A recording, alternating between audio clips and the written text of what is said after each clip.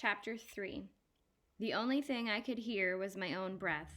It was so loud that it sounded like there were 6 scared people locked up in the shed. I closed my eyes and thought real hard about making my breathing slow down. Pretty soon it sounded like the 5 other breathers in the shed had left. I was still scared, but now it was that get real excited and want to move around kind of scared. It didn't take too long for my eyes to get used to the dark. There was a gray gas can in one corner next to a bunch of gray rakes and a pile of gray rags and a gray tire next to some gray fishing poles. Maybe Mr. Amos had only pretended to lock the door. I reached my hand toward the gray doorknob, and quick as that I went from kind of calm to being in that stand in one place with spit drooling down the front of your shirt kind of scared. Halfway up the door were 3 little flat monster heads guarding the doorknob. Each had 2 little round eyes staring right at me. The eyes were the only thing in the shed that weren't gray. They were a bright yellow with a big black spot right in the middle.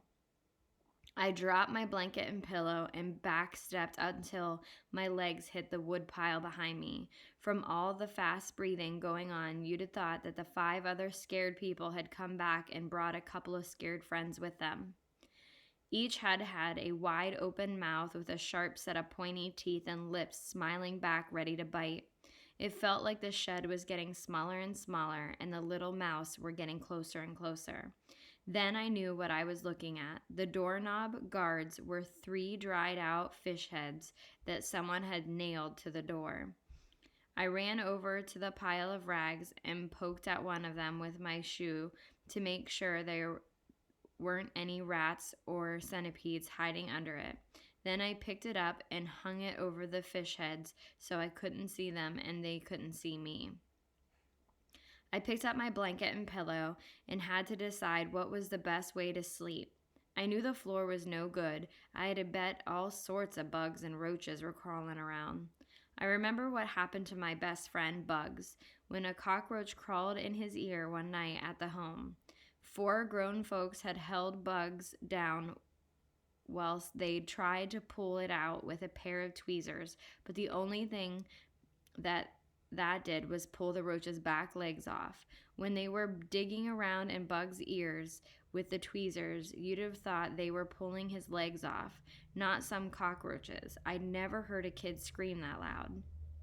After about 15 minutes of Bug screaming the joint down, they said that they were going to have to take him to the emergency room to get the roach out. It was almost morning when Bugs got back. Everyone was asleep except me. I waited until they put him in his bed and turned off the lights. I said, "Did they get it out?" He said, "Oh, hi, Bud. Yeah, they got him." "Did it hurt a lot?" "Nope." "Were you scared?" "Nope." "Then how come you were screaming so doggone loud?" He said, "I didn't know I was. I probably couldn't hear me screaming because the roach was so loud."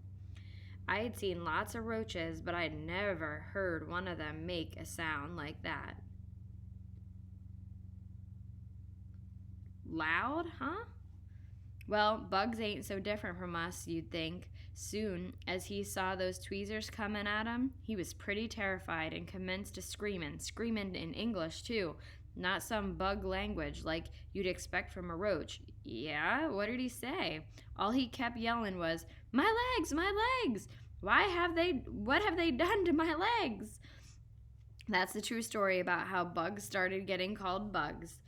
I'd bet $1,000 that there were roaches on the floor of this shed just waiting to crawl in someone's ear, and I'd bet those Amoses wouldn't even try to pull the roach out, and who knows how long I've had to listen to some terrified cockroach screaming his head off right up against my eardrum. I spread the blanket on top of the woodpile and climbed up on it. This put me so I was even with the window. I took a piece of bark and brushed all the spider webs from in front of the window. Then I put my hand on the glass to see if the newspaper was pasted on from the inside or the outside. I touched paper. I spread my fingers, and my hand looked like a yellow jacket bumblebee, bright yellow with black stripes. This was a great place to have shadow puppets, so I made my hand be a wolf and a dog and a duck. After a while, that got to be pretty boring, so I scraped at the paper with my fingernails so I could see outside. But I like to keep my nails bit down real low, and the paper didn't budge. I took out my jackknife and tried scraping the paper with it. The paper peeled away in little curly yellow strips like that stuff rich people throw in New Year's Eve. I finally got a hole big enough to look out and mashed my eye up against the glass. I could see the back of the Amos's house real clear. There was a light on. That had to be Mr. and Mrs. Amos's bedroom. The little bit of light that came through the hole in the paper made me get calm enough that I could lay my head on my pillow and take a nap.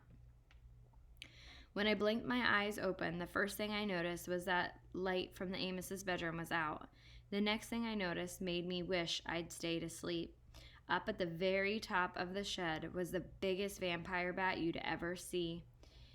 He was hanging upside down asleep, but the smell of me rising up to him would probably wake him up at any minute. I reached over the window and tried to slide it open. It budged an inch. I rolled off the woodpile and crawled up toward the door with the fish head guards. I reached my hand up and the doorknob turned. Mr. Amos was trying to help me, but after the door opened a crack, the padlock and chain on the outside held it tight. I looked back up in the rafters to see if the bat had woke up. He was still sound asleep. Just like there's a time that a smart person knows enough is enough, there's a time when you know you've got to fight. I wasn't about to let this vampire suck my blood dry without a war. He could kiss my wrist if he thought that was going to happen. I got up off my knees and picked up the gray rake. I walked over to the woodpile, cool as a cucumber, but inside every part of my guts was shaking. I stood up on the woodpile, held the rake like it was a Louisville slugger. I eyed where the bat was sleeping and revved that rake like I was going to hit a 400-foot home run. Just before I swung, I remembered another one of Bud Caldwell's rules, the things for having a funner life and making a better liar out of yourself. Rules and things number 328. When you make up your mind to do something, hurry up and do it. If you wait, you might talk yourself out of what you wanted to in the first place.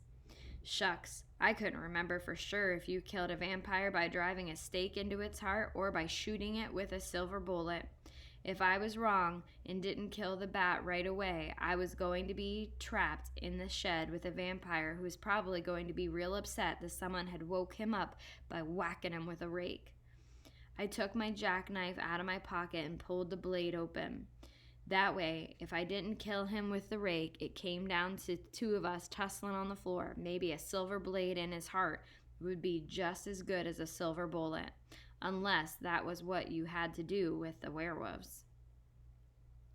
I raised the rake over my head again, closed my eyes, and swung it like I was Paul Bunyan chopping down a tree with one blow. I felt the rake jerk a little when it hit the bat, and I opened my eyes just in time to see the vampire get cut right in half. I was kind of surprised it didn't scream or cry or say, "Curses, you got me."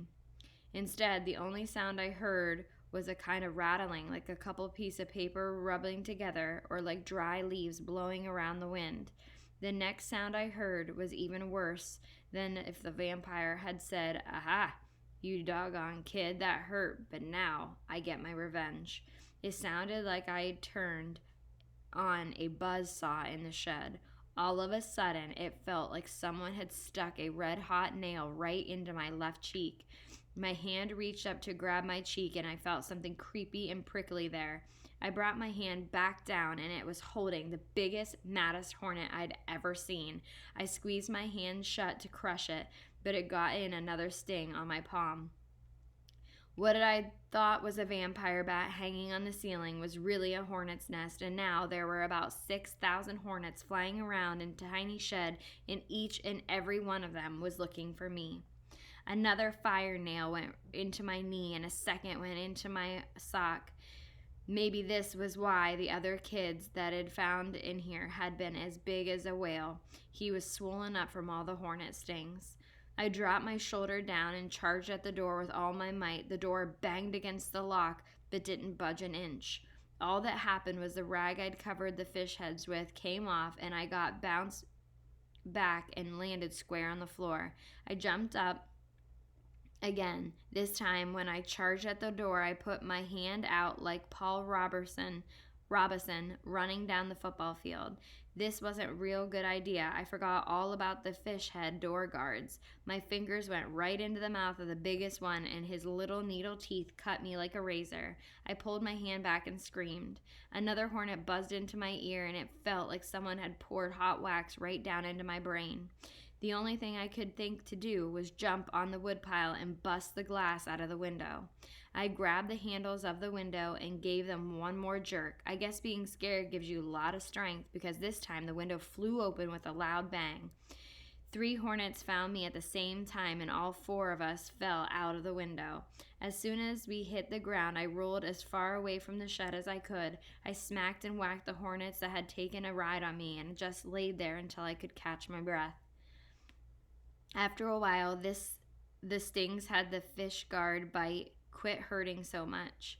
I started getting madder and madder. I was mad at the Amoses, but most of all, I was mad at me for believing there really was a vampire in the shed, or for getting trapped like this where there wasn't anybody who cared what happened to me.